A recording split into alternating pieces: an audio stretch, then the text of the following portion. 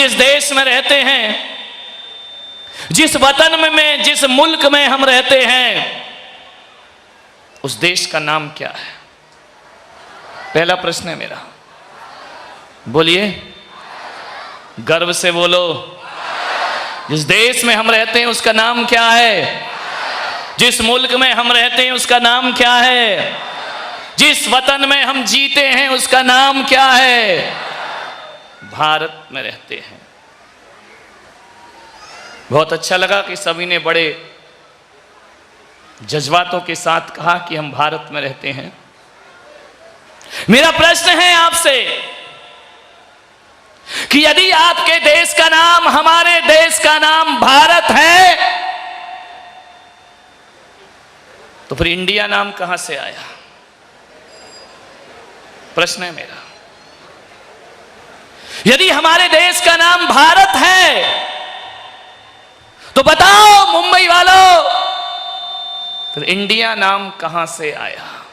पहला प्रश्न, बोलिए, इंडिया नाम कहां से आया हमारे देश में? आर्यभट्ट मेरे देश का नाम हो सकता है, भरत मेरे देश का भारत नाम हो सकता है, इंडिया नाम से क्या मतलब है? एक छोटा सा बच्चा हाथ उठा रहा, बोलो बेटा, इंडिया नाम कहां से आया? बहुत सुंदर। देखिए, 5-6 साल का बच्चा होगा, उसने कहा जब हम अंग्रेजों के गुलाम थे तब वह अंग्रेज इस देश को इंडिया कह करके बुलाया करते थे। वाह मेरे भारत के सपूत, एक छोटे से बच्चे ने उत्तर दे दिया। इसका मतलब यह है कि इंडिया गुलामी की भाषा है और भारत हमारे स्वाभिमान की भाषा हुआ करती है। क्या तो मैं आज आपसे यही कह रहा हूं, आजादी के इन 70वीं वर्षगांठ पर कि इस देश को इंडिया कहकर ना बुलाया जाए, इस देश को बड़े फक्र से भारत कहकर के बुलाना चाहिए। मेरा भारत भारत है, मेरा भारत प्रति भारत है और मेरा भारत महाभारत है। ध्यान रखिए। जब एक बात बताइए, जब इस देश को इंडिया कहकर बुलाते हैं, इस देश के 5 साल के बच्चों को गुलामी की दिन याद आ जाया करते हैं, दास्ता के दिन याद आ जाते हैं। जब जब इंडिया कहोगे गुलामी के दिन आएंगे, और जब जब भारत कहोगे ऋषभ पुत्र भरत की याद आ जाएगी, दशरथ पुत्र भरत की याद आ जाएगी, शकुंतला पुत्र भरत की याद। भारत में इतिहास जुड़ा है। इस देश का नाम भारत, प्रथम तीर्थंकर ऋषभ देव के पुत्र चक्रवर्ती भरत से जुड़ा हुआ है। ध्यान रखना, ये भरत का भारत है। एक चीज, इस देश को कभी इंडिया कहकर मत बुलाना, भारत कहकर के। भारत हमारा स्वाभिमान है, भारत हमारा गर्व है, भारत हमारा शौर्य है, भारत में त्याग है, तपस्या है, आदर्श है। भारत के पास गौरवशाली इतिहास है। ध्यान रखना। दूसरा प्रश्न मैं आपसे कर लूं। दूसरा प्रश्न मेरा यह है, क्या आपके देश की कोई भाषा है या नहीं है? बोलिए, आपके देश की कोई भाषा है या नहीं है? और यदि है तो फिर कौन सी है? बोलिए, हमारे देश की भाषा कौन सी है?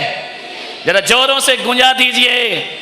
मेरे वतन की भाषा कौन सी है? मेरे भारत की भाषा कौन सी है? हिंदी है, हम वतन है हिंदुस्तान हमारा, सारे जहां से अच्छा। ध्यान रखें, हिंदी इस देश की भाषा है।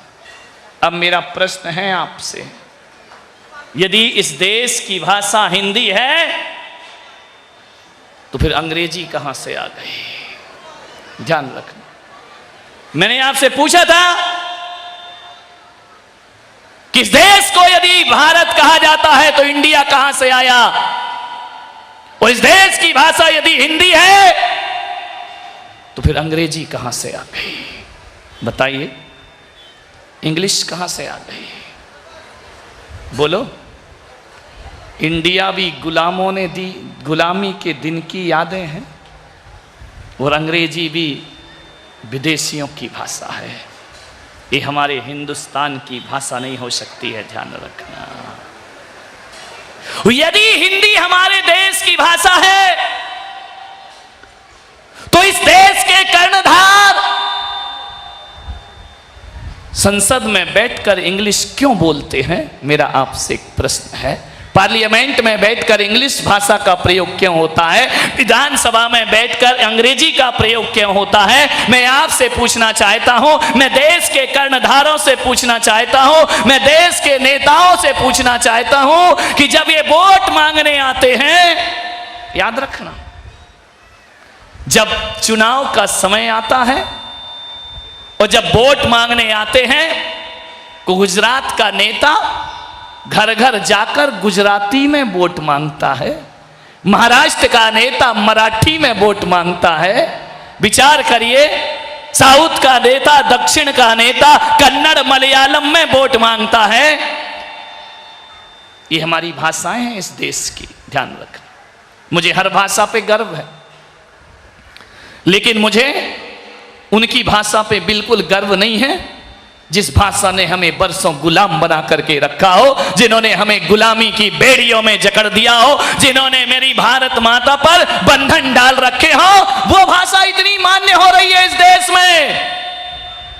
वोट मांगने आते हैं, उस समय अंग्रेजी नहीं बोलते हैं। गुजरात में जाएंगे गुजराती में वोट मांगेंगे, महाराष्ट्र में जाएंगे मराठी में वोट मांगेंगे, राजस्थान में जाएंगे मारवाड़ी में वोट मांगेंगे।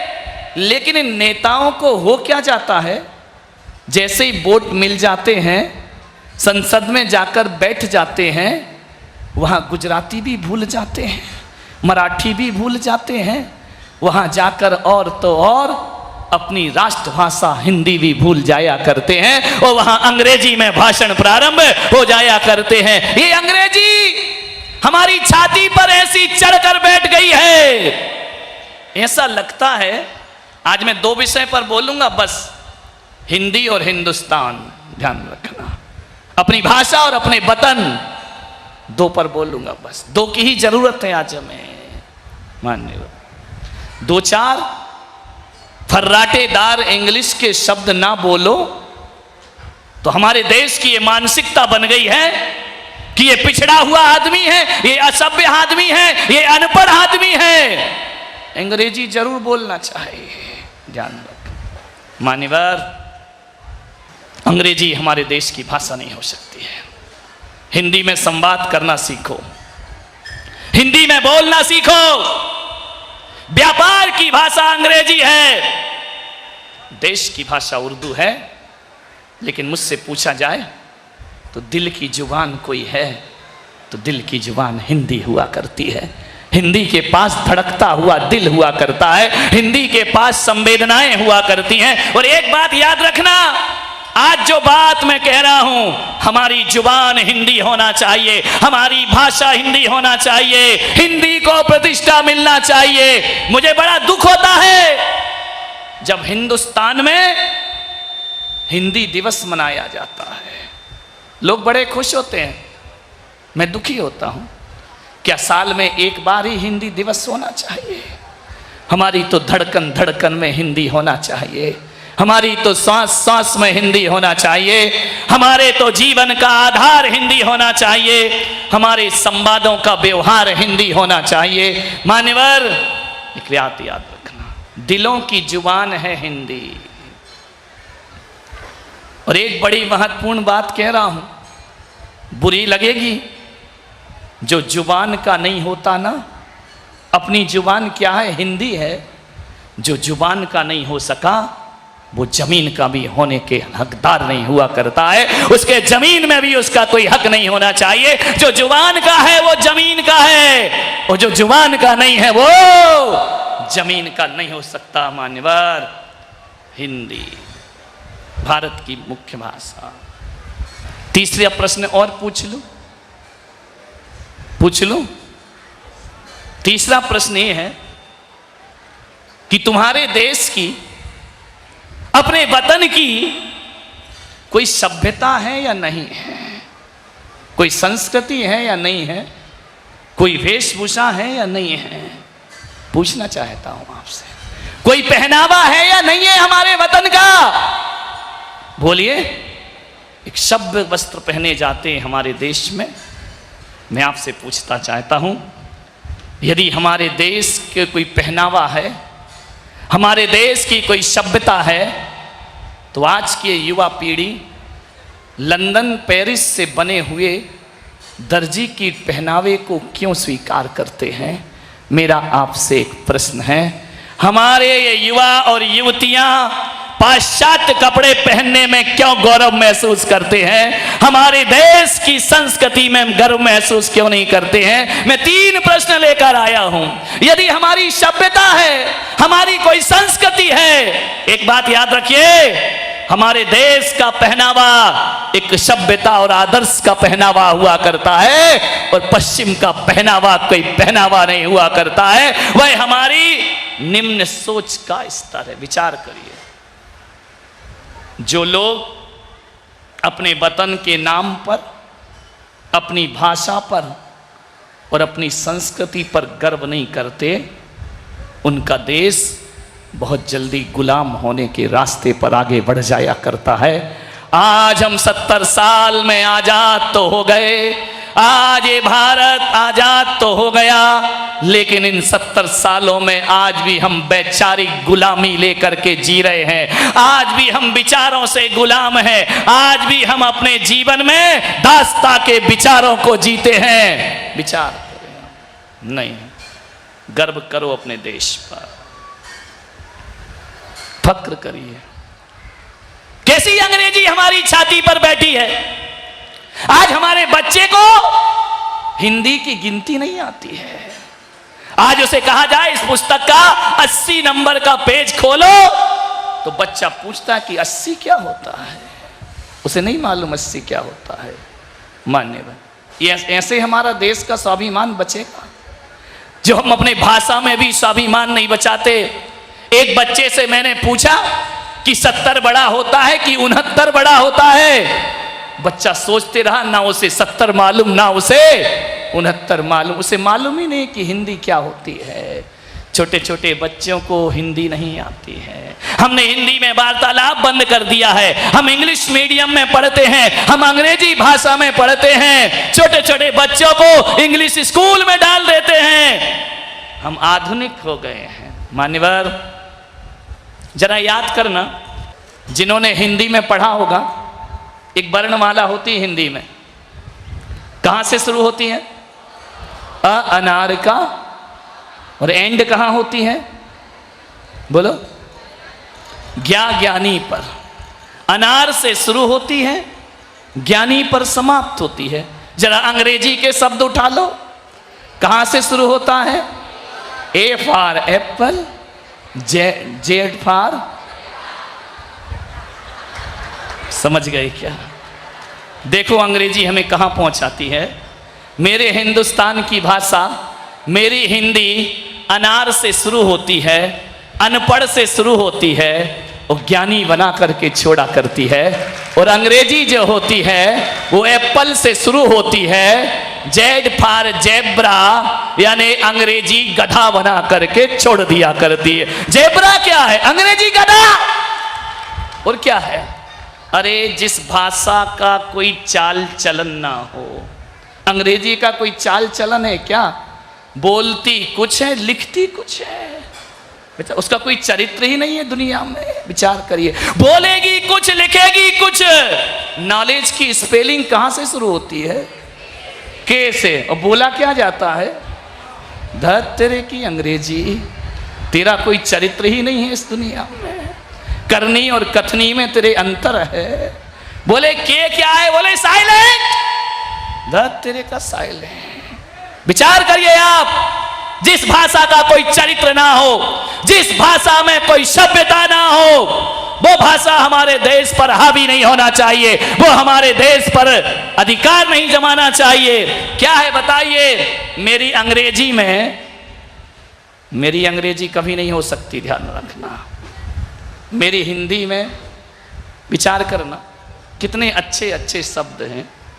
बड़ों को आप कह करके बुलाया जाता है, सम्मान की भाषा बोली जाती है, आप कह करके संबोधन होता है। छोटों के लिए प्रेम की भाषा तुम होती है। लेकिन अंग्रेजी तो देखो, बड़ा हो तो भी यू, छोटा है तो भी यू। सभ्यता नाम की चीज ही नहीं है, कोई रिश्ते नहीं, कोई संबंध ही नहीं। ना जाने क्या हो गया हम भारतीय लोगों को, ना जाने कहां खो गए हम भारत के देश। एक वो शब्द आ गया ना, अंकल। धत तेरे की अंकल, सत्यानाश कर दिया उसने। अंकल में फूफा भी समा गया, अंकल में चाचा भी समा गया, अंकल में मामा भी समा गया, अंकल में बड़े पापा भी समा गए, और तो और रामलाल पड़ोसी भी अंकल में। सब अंकल हो गए, कोई रिश्ते नहीं बचे हमारे। विचार करिए, मेरा भाषा कहती है भारत की, चाचा भी एक रिश्ता है, मामा भी एक रिश्ता है, मौसा भी एक रिश्ता है, फूफा भी एक रिश्ता है। अरे चाचा का अर्थ होता है पिता के बाद यदि किसी का सम्मान जगत में होता है तो वह चाचा का सम्मान हुआ करता है, चाची का सम्मान हुआ करता है। यदि बच्चा गलत काम करे तो चाचा एक चांटा मारने की हैसियत रखता है, उसका नाम चाचा हुआ करता है। और जब बच्चा रोने लगता है, लाड़ प्यार और दुलार करना हो तो मामा वहां आकर के खड़ा हो जाया करता है। हमारे देश का बच्चा कहता है, चंदा मामा से प्यारा मेरा। अब इसको अंग्रेजी वाले अंकल में लगाना, विचार करें, अंकल क्या है? ना भावनाएं, ना संवेदनाएं। मम्मी मॉम हो गई, ममा हो गई, बाप डैड हो गया। बाहरी अंग्रेजी, वाह अंग्रेजी, जिंदा बाप को डैड कर दिया है? जिंदा माँ को मम्मी बना दिया। मम्मी यानी लाश, और क्या होती है? जिंदा बाप डैड हो गया हमारा, ये अंग्रेजी है। और यही वजह है, जब से अंग्रेजी हमारे घरों में आई है, बच्चों ने माँ बाप का सम्मान करना छोड़ दिया है, माँ बाप की इज्जत करना छोड़ दिया है, माँ बाप का बहुमान करना छोड़ दिया है। जिस भाषा में ना सम्मान होता है, जिस भाषा में ना रिश्ते नाते होते हैं। विचार करिए, एक बात बताओ, अंग्रेजी बहुत अच्छी लगती है, बोलो इंडिया माता। जमता है क्या? जम रहा है इंडिया माता, वहां तो माता होती नहीं, काय की माता? विचार करिए, हम भारत के लोग अपने देश को भारत माता कह करके बुलाया करते हैं। ध्यान रखिए, अंग्रेजी में माता जैसा शब्द ही नहीं है। विचार कर, अमेरिका के लोगों ने कहा भारत कितना पिछड़ा हुआ है। क्या किया भारत ने तरक्की? जो चीज हमारे यहां से बेकार हो जाती है, वो चीज भारत में महान हो जाती है। भारत ने क्या किया? कोई तरक्की नहीं की भारत ने। मैंने कहा बताओ क्या तरक्की नहीं की? अमेरिका बोले हम चांद पे पहुंच गए, रूस मंगल पे पहुंच गया, भारत कहां पहुंचा? मैंने कहा पागल हो तुम लोग कि रूस मंगल पे पहुंच गया, अमेरिका चांद पे पहुंच गया। मैंने कहा मेरा भारत तो वहां पहुंचा है जहां चांद तारे बहुत नीचे रह जाते हैं। मेरा भारत तो मोक्ष की यात्रा करता है, मेरा भारत तो स्वर्ग की यात्रा करता है। ये यात्राएं पाश्चात्य देशों से नहीं हुआ करती है। मान्यवर, मेरे भारत ने वहां की ऊंचाइयां पाई हैं जहां चांद तारे बहुत नीचे रह जाते हैं। और दुनिया के देश ये कान खोल कर सुन ले, अरे सारी दुनिया के देश पदार्थों की खोज करते हैं, लेकिन मेरा भारत परमात्मा की खोज करता है, वह भगवान की तलाश करता है। यहां ईश्वर खोजे जाते हैं, तुम्हारे यहां पदार्थ खोजे जाते हैं।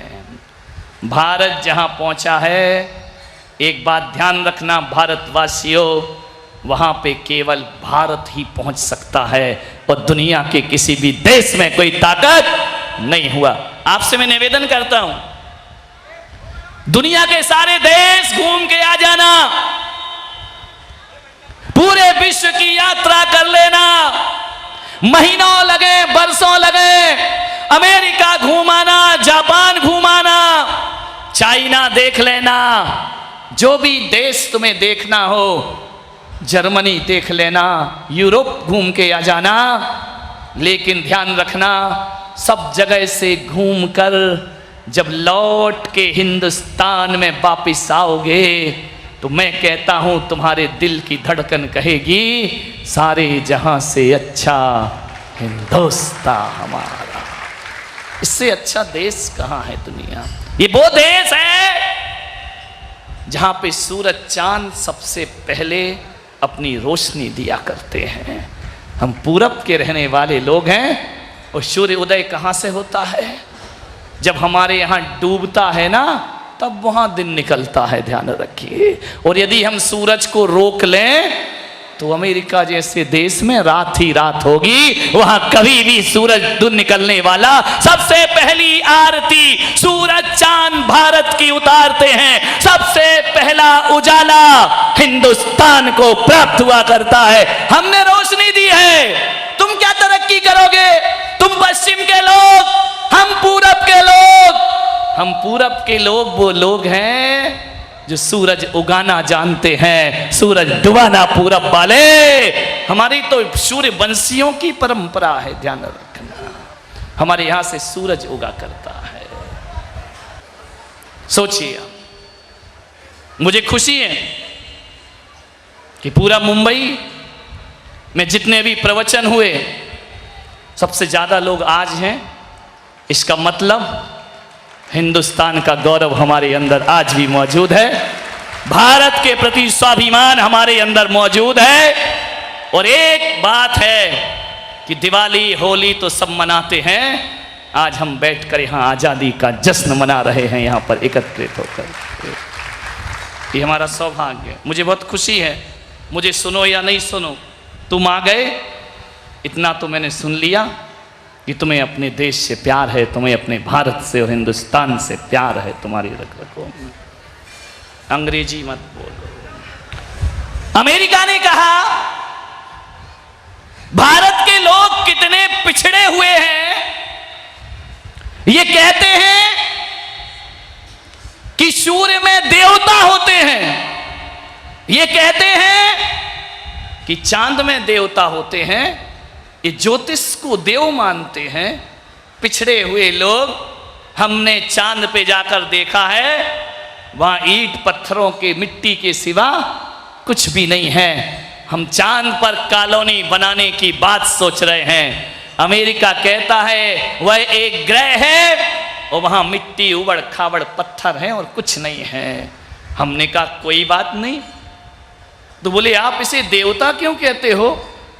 मैंने कहा हम हिंदुस्तानियों की आदत है, हम तो किसी को भी देवता बना लेते हैं। हम एहसान फरामोश लोग नहीं हैं। हम जिससे हमें जो मिलता है हम उसकी पूजा करने लगते हैं। तुम तो कहते हो कि चांद पर मिट्टी है, पत्थर है, चांद हमने नहीं देखा, कोई बात नहीं, लेकिन हम हिंदुस्तानियों ने भारत की जमीन तो देखी है ना, जहां पर मिट्टी और पत्थर और कंकड़ हुआ करते हैं। और वो मिट्टी यदि हमें भोजन दे देती है तो हम उस मिट्टी को धरती माता कह करके बुला लिया करते हैं। हम साक्षात देखकर भी हम पत्थर को भगवान मान लेते हैं। तुम तो उन पत्थरों की बात कर रहे, हमारे तो मंदिर में पत्थर की मूर्ति बना दी जाए तो हम इतने संवेदनशील लोग हैं कि मूर्ति में भी ईश्वर के दर्शन। हम तो भारत के वो लोग जो नदियां हमारी प्यास बुझाती हैं, हम उससे अपना रिश्ता जोड़ लेते हैं और नदियों को गंगा मैया कह करके बुला लिया करते हैं। हम भारत के वो लोग जो चांद हमें रोशनी देता है, हम उसे चंदा मामा का रिश्ता जोड़ लिया करते हैं। और कोई गाय बछड़े से दूध छुड़ाकर यदि हमारे बछड़े को दूध पिलाती है तो गौ माता कहकर हम उसका सम्मान किया करते हैं, हम उसे भी मां बना लेते हैं। और तो और जो शब्द हमें ज्ञान देते हैं उन्हें कागज पर यदि लिख दिया जाए तो उन कागज के टुकड़ों को जिनवाणी और सरस्वती माता कह करके हम बुला लिया करते हैं। हम भारत के लोग एहसान फरामोश नहीं हैं। हमें जिससे जो मिला हमने रिश्ता बना लिया, और जिस वतन का हम अन्न खाते हैं, जिस वतन का हम पानी पीते हैं, उस देश को केवल मिट्टी का टुकड़ा नहीं मानते, उस देश को हम भारत माता कह करके बुलाया करते हैं। ये भारत हमारी मां है। एक बार मुझसे एक पत्रकार ने पूछा कि भारत को माता क्यों कहते हैं? आपके मन में भी प्रश्न उठेगा, भारत को माता क्यों कहते हैं? मैंने कहा क्योंकि भारत माता है इसलिए उसे माता कहा जाता है। बोले नहीं नहीं, बात समझ में नहीं आई। मैंने कहा जब द्वितीय विश्व युद्ध हुआ, ध्यान रखना, युद्ध के समय एक जापान का सैनिक और एक हिंदुस्तान का सैनिक दोनों लड़ाई कर रहे हैं, लड़ रहे हैं। मान्यवर, दोनों अपने अपने देश के स्वाभिमान से भरे हुए हैं, दोनों दुश्मन हैं। भारतीय सैनिक ने जापान के सैनिक पर गोलियां चलाई, घायल हो गया है, बंदूक छूट गई, तड़प रहा है, मर रहा है। भारत के सैनिक ने कहा बंदूक छूट गई है, उसने इशारा किया कि मुझे पानी पिला दो। भारत के सैनिक ने कहा अपने देश की परंपरा है कि हम मित्रों का ही नहीं दुश्मन का भी मानवीयता से सम्मान किया करते हैं, बहुमान किया करते हैं। ये मर रहा है, तड़प रहा है। भारतीय सैनिक ने अपने पास रखी हुई पानी की एक बोतल को उठाया और जाकर के उसके मुंह में पानी डालने लगा, और जैसे ही पानी डालने लगा जापानी सैनिक ने कटार निकाली और भारतीय सैनिक की छाती में कटार भोंक दी।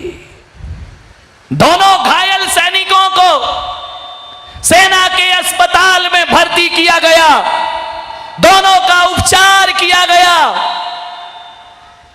कुछ दिन दोनों अस्पताल में रहे, मौत ने दोनों को बख्श दिया, इलाज हो गया। दोनों सैनिक हिंदुस्तान की अस्पताल में अपने कैंप में एक आजू बाजू के पलंग पर लेटे हुए हैं। जैसे ही होश आता है, हिंदुस्तान का सैनिक देखता है कि जापानी सैनिक का भी यही इलाज हो रहा है। विचार करिए, ये परंपरा आज की नहीं, सदियों की परंपरा है। यदि कौरव पांडवों में लड़ाई होती है, दिन भर युद्ध चलता है, और शाम को एक दूसरे के शिविर में जाकर जख्मों पर मलहम लगाना, ये केवल भारत के बस की बात हुआ करती है। हिंदुस्तान के सैनिक ने देखा, विचार करिए, भारत के सैनिक ने देखा कि जापान का ये वही सैनिक है जिसने मेरे साथ विश्वासघात किया है। भारतीय सैनिक के घर से एक बहन एक बोतल में दूध लेकर आई, बोली भैया ये दूध पी लो। जापानी सैनिक देख रहा है किसके घर से दूध आया। मैं परदेश की अस्पताल में हूं, मेरे पास पानी भी नहीं है। हिंदुस्तान के सैनिक ने वह दूध की बोतल उठाई, उस दूध को गिलास में भरा, अपने पलंग से उठा और जापानी सैनिक के पास गया और जाकर के बोला कि मेरे भाई मुझे माफ कर दे, उस दिन तो मैं तुझे पानी ना पिला सका, पानी पिलाता उससे पहले तूने कटार मार दी थी। उस दिन तो तू मुझे पानी ना पिला सका, मैं तुझे पानी ना पिला सका, लेकिन आज तू बीमार है, एक गोली खा और एक गिलास दूध पी ले। उसके हाथ में दूध का गिलास दिया।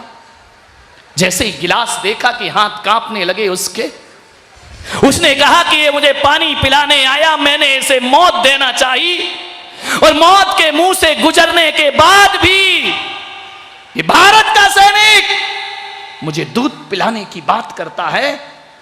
उस सैनिक ने दूध का गिलास रखा और भारतीय सैनिक को गले से लगाया और कहा कि आज मुझे पता चला, और आज मुझे ये बात पता चल गई कि भारत को भारत माता क्यों कहा जाता है। ध्यान रखिए,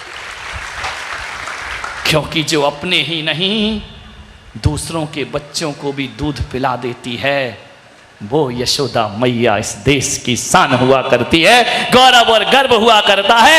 अपने आंचल का दूध पिला रहा है, ये भारत देश का मैं दूध पी रहा हूं। मैं कह सकता हूं कि इतना बड़ा काम पूरे हिंद विश्व में यदि कोई देश कर सकता है तो वह भारत देश होता है। और उस दिन उस जापान के सैनिक ने कहा, भारत माता की, ध्यान रखिए, भारत मां है, दूध पिलाती है अपना।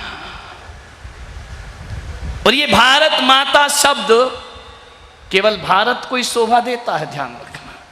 कभी तुमने सुना अमेरिका माता? बोल के देखो कैसा लगेगा, जमता ही नहीं, मां के लक्षण ही नहीं है उसमें। पाकिस्तान माता, कोई बोलता है, अरे अपन तो छोड़ो, वो पाकिस्तानी नहीं बोलते, पाकिस्तान अम्मी, कहां से, काय की अम्मी, काय की मम्मी। चाइना माता जम रहा है, जापान माता, बोलो, हांगकांग माता, नहीं जमाना, क्या जमता है, भारत माता। और दूसरा, किसी को भी मां शब्द शोभा नहीं देते, ये माता है हमारी भारत माता, ध्यान रहे, इसकी कोख से हमने जन्म लिया है। एक पत्रकार ने मुझसे पूछा, आप संत हैं, आप क्या बोलेंगे देश पर? आपको तो आध्यात्मिक प्रवचन करना चाहिए, आप क्या राष्ट्रभक्ति पर बोलेंगे? मैंने कहा क्यों नहीं बोलूंगा, हम तो ऐसे संत हैं, यदि चाणक्य ठान ले कि हमें सिंहासन से उतार कर किसी और को सिंहासन पे बिठाना है, तो हुकूमतें धरी रह जाती हैं, और एक चाणक्य आताताई राजा को नीचे उतार कर मगध में दूसरा राजा स्थापित कर दिया करता है। ये संतों की ताकत होती है। यदि संत ठान ले तो राम लक्ष्मण को ले जाकर ताड़का जैसे आताताइयों का वध भी करवा दिया करते हैं। ये संतों की ताकत होती है, ये आध्यात्मिक ताकत होती है, ये भारत का अध्यात्म है। यदि कृष्ण खड़े हो जाएं तो 100 कौरवों को 5 पांडव के सामने परास्त हो जाना पड़ता है। ये धर्म जिसके साथ होगा। एक बात याद रखना, मेरी नजरों में 3 चीज हैं, राष्ट्र, समाज और धर्म। ध्यान रखना, 3 चीज हमारे पास हैं। लेकिन मुझ पुलक सागर से यदि कोई पूछे कि तीनों में सबसे बड़ा कौन है, सबसे महत्वपूर्ण कौन है, तो मेरी नजरों में, भले मैं धर्म गुरु हूं, सबसे बड़ा धर्म कोई होता है तो राष्ट्र धर्म सबसे बड़ा हुआ करता है। राष्ट्र के बाद समाज, समाज के बाद धर्म हुआ करता है, ध्यान रखें। राष्ट्र ही सुरक्षित ना होगा तो धर्म कहां से जियोगे तुम? राष्ट्र ही मजबूत ना होगा तो समाज कहां से आएगी? और समाज नहीं होगी तो धर्म कहां से पैदा होगा? ध्यान रखिए। सबसे बड़ा धर्म कोई है तो वह राष्ट्र धर्म हुआ करता है। मेरा भारत, ध्यान रखना, भारत के पास वो संपदाएं हैं, कभी मुगलों ने लार टपकाई हमारी संपदा पर, कभी अंग्रेज आए लार टपकाते हुए ये सोने की चिड़िया हमें दे दो।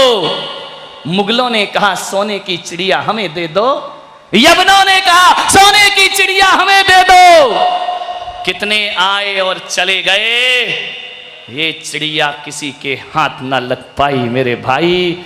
जब तक भारत माँ के पास ऐसे सपूत मौजूद रहेंगे, इस चिड़िया के पर काटने की हिम्मत कोई भी नहीं कर सकता है। ये भारत है सोने की चिड़िया। किसने ली ये चिड़िया? जिसने पकड़ी उसके हाथ से फुर्र से उड़ गई ये चिड़िया, आज वहीं की वहीं खड़ी है। ध्यान रखिए मान्यवर, भारत के पास सोने की चिड़िया का मतलब ये नहीं है कि सोना चांदी बहुत है अपने पास, रुपया पैसा बहुत है अपने पास, नहीं, ये कोई सोने की बात नहीं है। भारत यदि सोने की चिड़िया है तो हीरे जवाहरात के दम पर ही सोने की चिड़िया नहीं है। भारत यदि सोने की चिड़िया है ना, तो मालूम है क्यों है ये सोने की चिड़िया? पूरे विश्व में खोज के अजाना हजारों लाखों माताओं ने अपने बेटों को जन्म दिया होगा, लेकिन पूरे विश्व से एक बेटा खोज करके लाओ, ढूंढ सकते हो? पूरी दुनिया में एक ऐसा बेटा खोज करके ले आना तो मैं मान लूंगा कि दूसरे देश भी महान होते हैं। एक बेटा ढूंढ करके ले आइए, इंटरनेट पे सर्च कर लीजिए, गूगल में सर्च कर लो, जाके देखाओ। मुंबई वालों, एक बेटा लेकर ऐसा आओ जो पिता के बचनों के खातिर 14 वर्ष वनवास में रहता हो। ऐसा बेटा दुनिया के किसी कोने में नहीं मिल सकता है। ऐसा बेटा यदि कहीं मिलता है तो केवल मेरे हिंदुस्तान में मिला करता है। ऐसा बेटा ढूंढ के ला सकते हो दुनिया से कि अंधे माँ बाप को तीर्थ यात्रा की भावना जगे? तो क्या अमेरिका के पास ऐसा बेटा है? चाइना के पास ऐसा बेटा है? पाकिस्तान के पास ऐसा बेटा है जो कांवड़ पर बिठाकर अंधे माँ बाप को हिंदुस्तान की यात्रा करा दे? ऐसा बेटा तो केवल मेरे भारत के पास है। ये है सोने की चिड़िया, ध्यान रखना। सोने की चिड़िया गोल्ड और सिल्वर नहीं हुआ करते हैं, ये सोने की चिड़िया है। ऐसी कोई स्वामी भक्त है पूरी दुनिया में किसी के पास जो हमारे राजस्थान के पास है कि वो अपने पुत्र को बलिदान कर देती है अपने मालिक की औलाद को बचाने के लिए? ऐसी पन्ना धाई यदि कहीं मिलती है तो वह केवल हिंदुस्तान में। इतनी स्वामी भक्ति, ध्यान रखिए, अपने बच्चों को कुर्बान कर देना, अपने बच्चे पे कफन डाल देना और मालिक के बच्चे को जीवन दान देने वाली पन्ना धाय, ये सोने की चिड़िया है मेरे भाई। इस चिड़िया की कीमत समझो, विचार करो। है कहीं ऐसी संपदाएं कहीं पर? अरे हमारा देश तो वो देश है जहां कोई हल चलाता है ना राजा जनक तो फसलें पैदा नहीं होती, सीता जैसी बेटियां भी पैदा हो जाया करती हैं। ध्यान रखिए, ये हमारा हिंदुस्तान हुआ करता है। यदि कोई घर की नींव खोदता है मेरे राजस्थान में, यदि कोई घर की नींव खोदता है तो बाड़े के पद्म प्रभु प्रकट हो जाया करते हैं। कोई खेत में नींव खोदता है तो अंधेश्वर पारसनाथ खड़े हो जाया करते हैं। और कोई गाय यदि टीले पर दूध गिरा दे तो चांदनपुर के महावीर प्रकट। बोलो कितना दूध गिरा देना अमेरिका में, कुछ प्रकट नहीं होगा। ध्यान रखना, ये केवल भारत के पास ये सोने की चिड़िया हुआ करती है। गर्व से कहो हम हिंदुस्तानी हैं। ध्यान रखिए मान्यवर, क्या नहीं है हमारे पास? बहुत बड़ा इतिहास है हमारे पास। एक गौरव है, एक गर्व है, एक बलिदान है, एक त्याग है, एक तपस्या है, एक आदर्श है हमारे देश के पास। मान्यवर, हम उस देश में रहते हैं जिसकी गाथाएं लिखने बैठ जाओ तो कम ना पड़ेंगे, दुनिया के कागज कम पड़ जाएंगे। क्या सोचते हो कि ताजमहल हमारी शान है, कुतुब मीनार हमारी शान है? ताजमहल, कुतुब मीनार, लाल किला हमारी शान है। एलोरा अजंता की गुफाएं हमारी शान है। यदि ये ही हमारी पहचान बन गए तो हमारा देश तो पत्थरों का देश हो जाएगा मेरे भाई। अरे ये तो हमारी पहचान है ही, इनसे भी बड़ी कोई पहचान इस देश की है।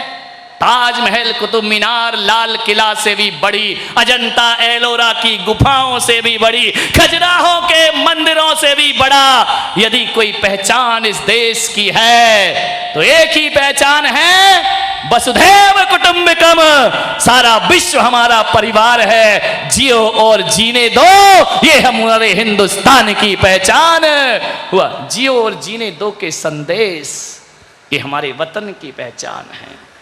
विभीषण जैसे दुश्मन भाई भी राम के पास आ जाएं तो राम दुश्मनी भुलाकर उन्हें के आलिंगन बद्ध करके अपने विश्वास से उसका सम्मान किया करते हैं। ध्यान रखें, हम उस भारत के रहने वाले लोग हैं।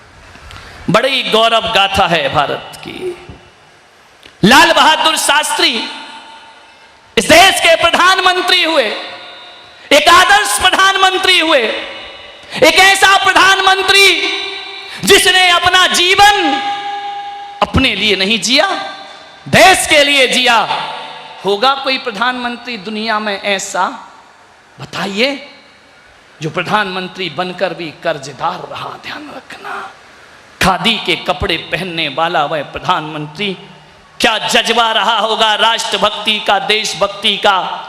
जब पहली बार वह पाकिस्तान गए और वहां जाकर जब किसी पत्रकार ने उनसे पूछा, लाल बहादुर शास्त्री की ऊंचाई कम थी, ज्यादा हाइट नहीं थी, उनसे किसी पत्रकार ने तंज किया, व्यंग किया कि जिस भुट्टो से आप मिलने जा रहे हो उसकी हाइट ऊंची है, तुम्हारी हाइट कम है। शास्त्री जी, आपको ऊपर देख के बात करना पड़ेगी, वो नीचे देखेगा।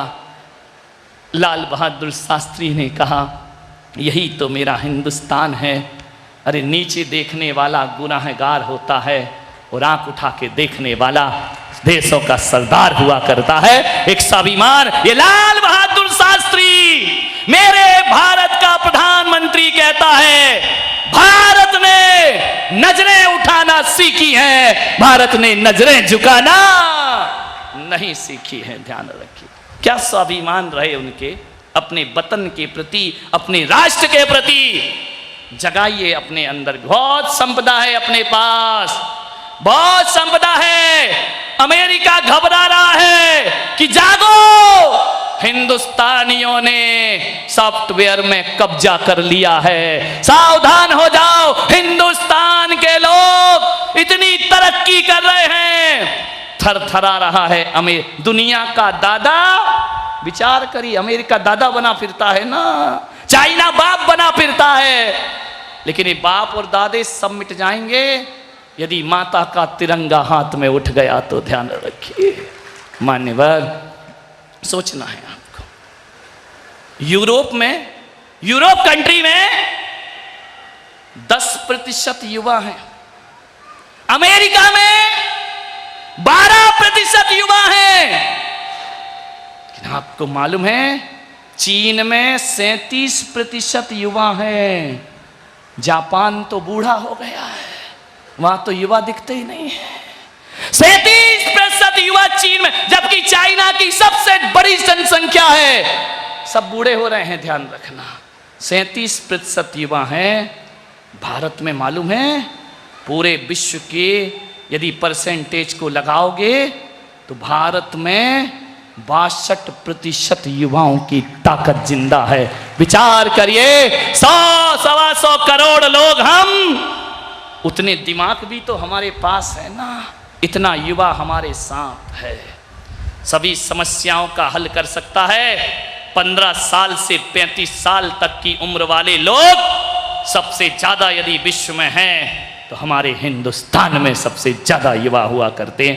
हमारी योग्यता पे घबरा रहे हैं विदेश, थर्रा रही है दुनिया, भयभीत है वह चाइना। मैं तो कहता हूं चाइना जो दुनिया का बाप बना फिरता है, यदि हिंदुस्तानी उसका माल लेना छोड़ दें, भीख मांगने के दिन आ जाएंगे उनके, ध्यान में रखिए। हमारे दिए हुए पैसों से हम पर ही अकड़ता है, विचार करना है।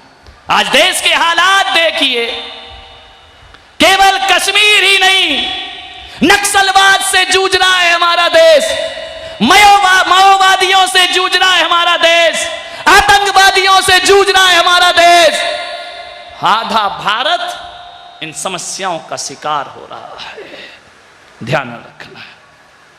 अभी एक बहुत अच्छा संदेश आया, अभी तक पाकिस्तान कहता था कश्मीर हमारा, कश्मीर हमारा, कश्मीर हमारा। अरे कश्मीर कश्मीर चिल्लाता है, कश्मीर कोई दाल और दूध की खीर तो नहीं कि तू उठा के ले जाए। कश्मीर, ध्यान रखना हिंदुस्तानियों, कश्मीर भारत की तकदीर है, कश्मीर भारत की तकदीर है। हर चीज दे सकते हैं लेकिन कोई अपनी तकदीर किसी दूसरे को नहीं दे सकता है, ये भारत की तकदीर। कश्मीर दे दो, कश्मीर दे दो। अरे तुम्हारे पास तो तुम्हारा देश भी नहीं था, क्या कश्मीर दे दो? कश्मीर हमारा, कश्मीर हमारा। हिल गई सरकारें, हिल गए देश, हिल गई दुनिया। मोदी ने कह दिया बहुत हो गया। हमारे कश्मीर में दंगे हो रहे हैं, केसर की क्यारी लहूलुहान हो रही है। जहां कभी केसर फला करती थी वहां तोप तमंचों की आवाज है। जहां चिनार के वृक्ष आकाश से बातें किया करते थे, आज उस कश्मीर में मरघट के समान तन्हाई है, ध्यान रखिए। बहुत हो गया, विचार करना है आपको। बार बार कश्मीर का आलाप अलापता है, 2 बार पिट चुका है लेकिन मानता ही नहीं है। मैं करूं क्या, सुधरता ही नहीं है पड़ोसी हमारा। विचार करो, जो गलती करके पछताए उसे इंसान कहते हैं, जो गलती करके फिर ना करे गलती उसे भगवान कहते हैं, जो गलती करे पिटे, गलती करे फिर पिटे उसे पाकिस्तान। कितनी बार तो पिट चुका है, बाज नहीं आ, भीख में मिले तो तमंचों पे अकड़ता है। उसके पास तो अपना घर बसाने के पैसे भी नहीं थे, वह भी हिंदुस्तान में खैरात में उन्हें प्रदान किया था। किस बात पे अकड़ते हैं? हिल गई दुनिया, मोदी आ गए, ध्यान रखना। पाकिस्तान से कह दो हिंदुस्तान में, दिल्ली में अंकल जी बदल गए हैं, अब ज्यादा अकड़ने की जरूरत नहीं है, ध्यान रखना। विचार करिए, कहा जा रहा है, पाकिस्तान कह रहा है कि कश्मीर में लोगों का शोषण कर रहा है हिंदुस्तान, हिंदुस्तान अत्याचार कर रहा है वहां की जनता के साथ। अरे तू पड़ोसी काय को यहां ज्यादा दखलंदाजी करता है? मोदी ने कह दिया अब ठहर जा, तू हमारे घर में ज्यादा डिस्टर्ब करता है ना, अब हम तुझे जवाब देते हैं। अभी तक तो ये था कि जो हमारा है उसे भी हम हमारा नहीं कह सकते थे। मोदी ने तो कहा अब जो तुम्हारा है आज से वो भी हमारा है, उसकी तैयारियां शुरू होंगी, उसकी लड़ाइयां, अब तो तुम्हारा भी हमारा है। हमारे की तो बात छोड़ दीजिए मान्यवर। ये मत सोचना कि मैं किसी पार्टी का हूं, मैं किसी पार्टी का नहीं। कांग्रेसी नाराज मत हो जाना मेरे भाई, मुझे पार्टी आर्टी से कोई मतलब नहीं, मुझे तो देश से मतलब है। अपन किसी पार्टी का नहीं है। अपने पास जब कोई आशीर्वाद लेने आता है, अपना हाथ उठता है तो कांग्रेसी हो जाते हैं। आशीर्वाद में अपन कौन है? कांग्रेसी। लेकिन अपना महावीर जब कमल पे बैठता है, समझ गए क्या? नहीं आ रहा समझ में है? यहां तो कांग्रेसी, वहां बीजेपी। विचार करिए। और जब हमारा जुलूस निकलता है, हाथी आगे चलता है, कौन बोला मायावती? ध्यान रखना। और जब बारिश में गाड़ी पंचर हो जाए साइकिल में चल देते हैं, कौन बोला सपा को कर दे सपा? ध्यान रखना। लाइट गोल हो जाए तो लालटेन लालू की जल जाती है। ध्यान रख। अपन तो सर्वदलीय संपन्न है, अपना कोई एक पार्टी वाला मामला नहीं है। अपन तो उसके हैं जो पार्टी अपने देश की हुआ करती है, अपने राष्ट्र की हुआ करती है, उसके होना चाहिए, अपने वतन की हुआ करती है। मान्यवर ध्यान रखना। इन्हीं माननीय प्रधानमंत्री नरेंद्र जी मोदी पर कभी अमेरिका ने प्रतिबंध लगाया था, याद है तुम्हें? वीजा नहीं दिया था, सोच रहे हो? याद है ना? और अब याद करो जरा थोड़ा सा, है? वीजा देने में 100 शर्तें लगा दी थी, और अब 100 शर्तें नहीं लगा रहे, पुष्प गुच्छ भेंट कर रहे हैं, पुष्प भेंट कर रहे हैं। ध्यान रखिए, ये भारत है, ये भारत का स्वाभिमान। अब गले लगा रहे हैं, मोदी मोदी मोदी सब जगह हो रहा है। ध्यान रखिए। और एक बार मोदी जी से भी कहूंगा, इस बार यदि तुमने कायाकल्प नहीं किया तो बहुत गड़बड़ हो जाएगा इस देश का। ध्यान रखिए। मान्यवर माहौल बन रहा है, सोचना है कि जो हमारा है वो ही हमारा नहीं, अब जो तुम्हारा है वो भी हमारा है। और ज्यादा कश्मीर कश्मीर चिल्लाओगे तो अगला 15 अगस्त लाहौर में मनेगा। ध्यान रखिए, विचार करना है। आज ये मत देखो कि मैं कोई संत बोल रहा हूं, नहीं, भगत सिंह की आत्मा है मेरे अंदर। अब आजादी का दिन है तो यार बोलने की आजादी तो दो मुझे, नहीं तो क्या बोलूंगा? कब तक साधु से बांधे रहोगे मुझे? आज तो मेरे वतन के लिए खुल के बोल लेने दीजिए। महात्मा गांधी, मुझे देखो तो इस देश के हालात, एक संग्रहालय को देखो, हंसी आती है मुझे कि गांधी जी, महात्मा गांधी जिस चैन से बकरी को बांधते थे वो संग्रहालय में रखी है चैन। बोले क्यों? बोले बापू की बकरी बनती थी इसमें, आओ इसके दर्शन कर लो। मैंने कहा धत तेरे, बापू का चश्मा रखा है, बापू की लाठी रखी है, बापू की धोती लंगोटी रखी है, लेकिन क्या हो गया रे हिंदुस्तानियों तुमको? एक बकरी बांधने की जंजीर संग्रहालय में रखी है, भगत सिंह का फंदा किसी ने संग्रहालय में नहीं रखा है। ध्यान रखिए, किस संग्रहालय में रखा है कि इस फंदे पर कोई भगत सिंह झूल गया था। ध्यान रखिए, जिसकी शादी होने वाली हो, जो मांग भरने की तैयारी कर रहा हो, वो फांसी के फंदे पर झूल जाया करता है। भगत सिंह को फांसी दी गई, वो पता चला कि कुछ ही दिनों बाद उनका विवाह होना था। भगत सिंह ने इतने कहा, यूं तो तेरे इश्क पर ये जान भी कुर्बान है, यूं तो तेरे इश्क पर ये जान भी कुर्बान है, मगर है वतन तेरे लिए ये इश्क भी कुर्बान है। इतना जज्बात। चला मत जाना सेना में, जाएगा क्या? जाना बेटा, नहीं जा सकता तो खाने का भी अधिकार नहीं है। इस देश की ताकत दो ही है, एक सैनिक और एक संत। ये दो ही देश की ताकत हुआ करती है। सैनिक ना होगा तो देश मिट जाएगा, और संत ना होंगे तो स्वाभिमान मिट जाएगा, संस्कृति मिट जाएगी। ध्यान रखिए। मान्य सोचना, भगत सिंह की मां की आंख में आंसू आ गए फांसी के फंदे में झूलते समय। लोगों ने कहा कि बेटा फांसी पे फंदे पर झूल रहा है इसलिए तुम्हारी आंख में आंसू है। नहीं, उस मां ने कहा इसलिए आंसू नहीं है, ये भगत सिंह की मां यदि रो रही है इसलिए नहीं रो रही कि मेरा बेटा कुर्बान हो गया, मैं तो ईश्वर की तरफ देखकर इसलिए रो रही हूं कि एक बेटा और देता तो मैं उसे भी भारत के लिए कुर्बान कर देती, इस देश के लिए। इनकी गौरव गाथाएं गाइए मेरे भाई। ये क्या हो गया हमारे देश के नेताओं को और देश की जनता को? क्या हो गया? क्रिकेट के बल्ले पर मर रहे हैं। ध्यान रखिए, पाकिस्तान हार गया, अपने यहां फटाके चल गए। अरे क्रिकेट के बल्ले से देश नहीं जीते जाते मेरे भाई। दुख तो मुझे तब होता है कि जब कोई सचिन तेंदुलकर वर्ल्ड कप ले आता है ना, तो देश की सरकारें 100-100 करोड़ की कार उसे इनाम में देती हैं। ये देश से लाखों रुपए उन्हें मिला करते हैं, दीजिए, मेरा कोई विरोध नहीं है। सारी दुनिया उन्हें शुभकामनाएं दिया करती है, राष्ट्रपति प्रधानमंत्री उनकी पीठ थपथपाया करते हैं। अरे एक गेंद और बल्ले से क्या जीत लिया? महंगी महंगी कारें, महंगे महंगे सामान, महंगे महंगे मकान दे दिए।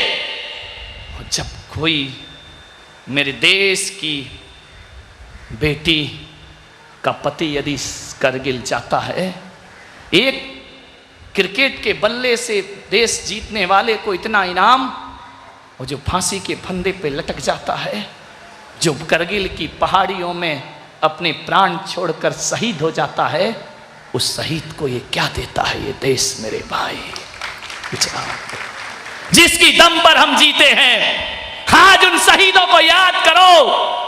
यदि वो घाटी पर रात रात नहीं जगेंगे तो हम रात को चैन से नहीं सो सकते। भाई एक बात याद रखना, जब सैनिक जागता है तब देश सोता है। ध्यान रखना, जब वो खून की होली खेलते हैं तब हमारे घर में दिवालियों के दिए जला करते हैं। ध्यान रखिए, संत और सैनिक से बड़ा कोई नहीं। सैनिक भी परिवार से नाता तोड़कर देश के लिए जाता है, और संत भी परिवार से नाता तोड़कर जगत के उद्धार के लिए जाता है। ध्यान रखिए, क्या मिलता है उन सैनिकों को?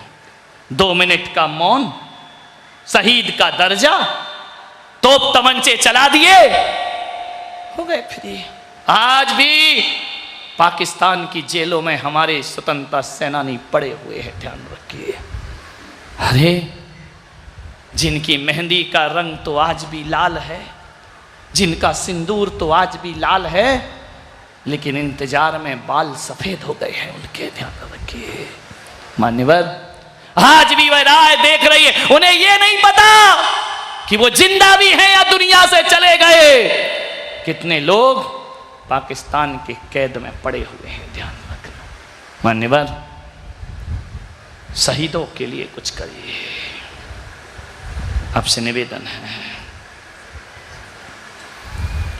बहुत बातें हैं, इतनी बातें इस देश की, जितनी कहीं जाएं उतनी कम है। हमारे भारत के लोग जब अमेरिका जाते हैं, विदेश घूमकर आते हैं, तो लौट के आके वहां की तारीफ करते। मुझे बहुत बुरा लगता है यदि कोई मुझसे विदेश की तारीफ करता है। इतना बुरा लगता है कि यार तुम खाते तो हमारे देश का हो, बजाते पड़ोसियों का हो। ध्यान रखना, तुम्हारी स्थिति तो ऐसी हो गई, कोई स्त्री खाए तो पति का, नैन मटक के किसी और के साथ करे। ध्यान रखिए मान्यवर, ध्यान रखिए। बुरा है, प्रशंसा ही। मैं ये नहीं कह रहा हूं कि वहां की अच्छी चीजों की प्रशंसा नहीं होना चाहिए, अवश्य होना चाहिए। लेकिन एक युवक ने मुझसे कहा, महाराज मैं अमेरिका गया, लौट करके आया तो मैंने देखा वहां की सड़कें। अच्छा, ये लोग करगिल में जा रहे हैं क्या? आज तो सुन लो मेरे भाई, आज तो मत जाओ, देश के साथ तो वफादारी रखो। ध्यान रखिए, विचार करिए। बोले वहां की सड़कें इतनी साफ जैसे शीशे की सड़कें हों। मैंने कहा बड़ी तारीफ कर रहा है तू। बोले महाराज वहां की सड़कों पर थूक दो तो पेनल्टी लगती है। ध्यान रखना, थूक नहीं सकते, वहां पीक को निगलना पड़ता है। हिंदुस्तानी तो बिना रगड़ा और मसाला के जाता नहीं है, लेकिन वहां लगा ले। कहते ना ऊंचे लोग ऊंची पसंद। कौन बोला? माणिक चंद। माणिक चंद नहीं मेरे भाई, मूरख चंद। माणिक चंद काय को कहते उसको? विचार करिए। बोले वहां जाओ तो इतना अच्छा है, पान की पीक भी निगलना पड़ती है। मैं बहुत अच्छी बात है, वहां की सड़कें साफ हैं, स्वच्छ हैं, लेकिन मैं आपसे निवेदन करना चाहता हूं, अमेरिका की इतनी तारीफ करते हुए तुम आते हो वापिस, और अपने एयरपोर्ट पर जब उतरते हो और वहां से जब घर आते हो तो वहां की तारीफ ही करते हो, और पान की पीक आती है तो सड़कों पे थूक दिया करते हो। एक बात बताओ मेरे हिंदुस्तानियों, क्या इस देश को महान बनना, इस देश की उन्नति करना केवल नेताओं का काम है? आपका और हमारा कोई काम नहीं है। जब भी कुछ होता है नेताओं को गालियां देने लगते हैं, राजनीति को गालियां देने लगते हैं। हमारे भी कोई फर्ज हैं। 24 घंटों में कभी 5 मिनट राष्ट्र हित में निकालते हो? तुम देश के लिए कोई काम करते हो? कोई एक पौधा लगाया है, वृक्षारोपण किया है? अपने घर के बाहर झांक करके देखो, ये महिलाएं जब सब्जियां आती हैं थैली में भर करके सब्जियां फेंक देती हैं सड़कों पर, उस समय हिंदुस्तान कहां चला जाता है? उस समय वहां की सफाई याद नहीं आती है? विचार करिए, जहां लिखा हो यहां थूकना मना है, आदमी सोचता यार थूक ही लो, आगे जगह मिली नहीं मिली। ध्यान रखना, विचार करना है आपको, कैसे देश महान बनेगा। अपने देश के बारे में निकालिए समय। जो देश तुम्हें अनाज देता है, भोजन देता है, पानी देता है, आप उस देश को क्या देते हैं? आपको कुछ चाहिए तो सरकार से मांग करते हो, हड़ताल करते हो, अपने ही देश की संपदा पर नुकसान पहुंचाते हो, रेल की पटरियां उखाड़ देते हो। कैसे देश का विकास करोगे? मांग करना है, तरीके से मांग करो। मैं ये नहीं कहूंगा कि सरकार से डिमांड मत करो, अपने अधिकारों की मांग करिए, लेकिन ये कैसा तरीका है? बोले क्या करें, शांति से ये सरकार सुनती ही नहीं है। बिल्कुल गलत। सरकार सुनती है शांति से। उदाहरण दे रहा हूं तुमको, अभी आंदोलन हुआ राजस्थान में, हरियाणा में, पटरियां उखाड़ दी, आवागमन बाधित कर दिया, ट्रेनें खड़ी कर दी। एक मांग हमने भी की थी हिंदुस्तान में कि संथारा को जायज किया जाए। ध्यान रखिए, पूरे हिंदुस्तान की जैन समाज एक हो गई थी, लेकिन इस समाज ने ना पटरी उखाड़ी, ना कांच तोड़े, ना शीशे तोड़े, ना ट्रेन रोकी, ना बस रोके। हमारे हिंदुस्तान में पहली बार जैनियों ने आंदोलन किया, लेकिन ऐसा आंदोलन किया, वो आंदोलन नहीं, जन जागरण किया, और पूरे देश में करोड़ों जैन सड़कों पर उतर आए। कोई क्षति नहीं पहुंचाई हमने देश को। तुम पटरियां उखाड़ते रहो, देश नहीं सुनता।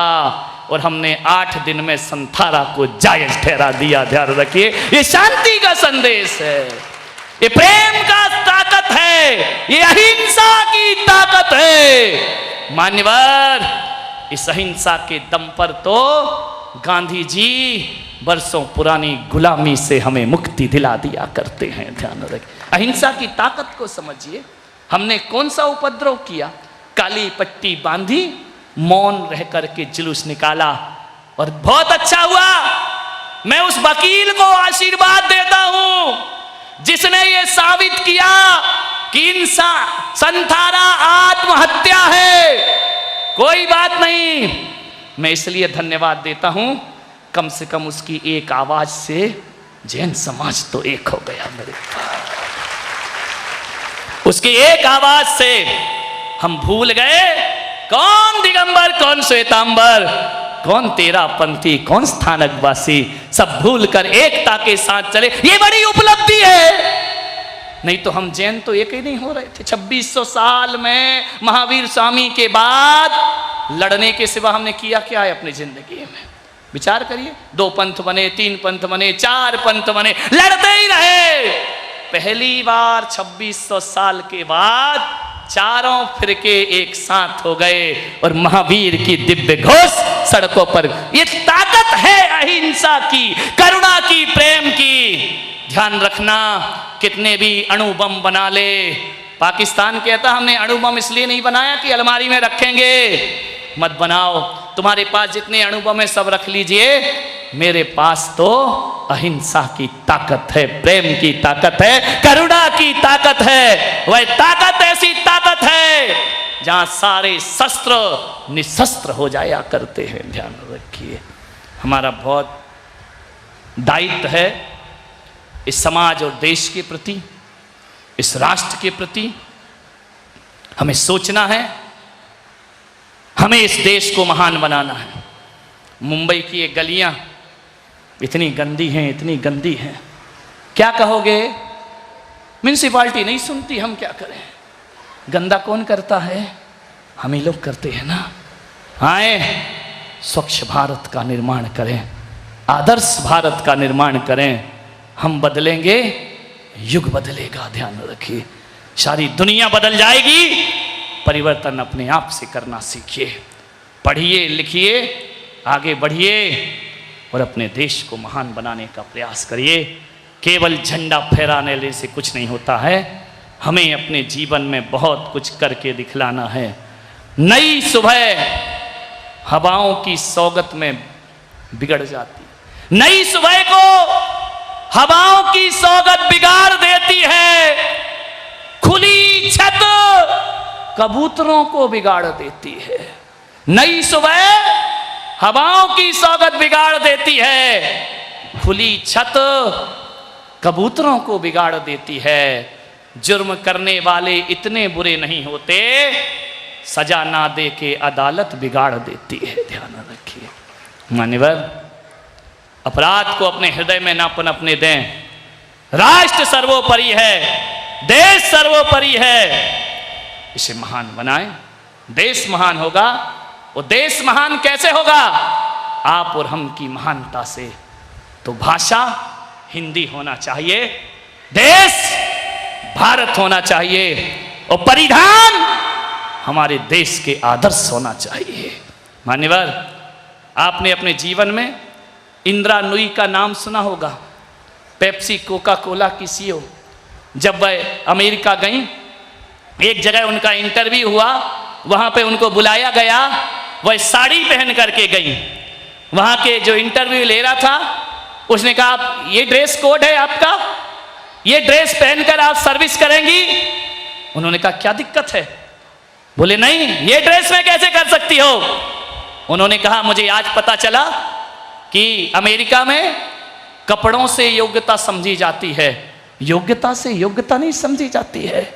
और उस देवी ने आज वह आदर्श स्थापित किया है कि आज भी उनके ऑफिस में साड़ी पहनकर जाती हैं। ध्यान रखना, उन्होंने अमेरिका में रहकर भी अपना पहनावा नहीं बदला और आज भी वह देवी अपने ऑफिस में प्रवेश करती है ना, तो जूते चप्पल बाहर उतार कर प्रवेश किया करती है। ध्यान, कोका कोला पेप्सी की मालकिन। ध्यान रखिए मान्यवर, विवेकानंद जाते हैं, उनके वस्त्रों को देखकर लोग तंज करते हैं, उन पर ताने मारते हैं, ये भारत के कपड़े, ये आदर्श है, ये स्टेटस है, ये स्टैंडर्ड है तुम्हारा।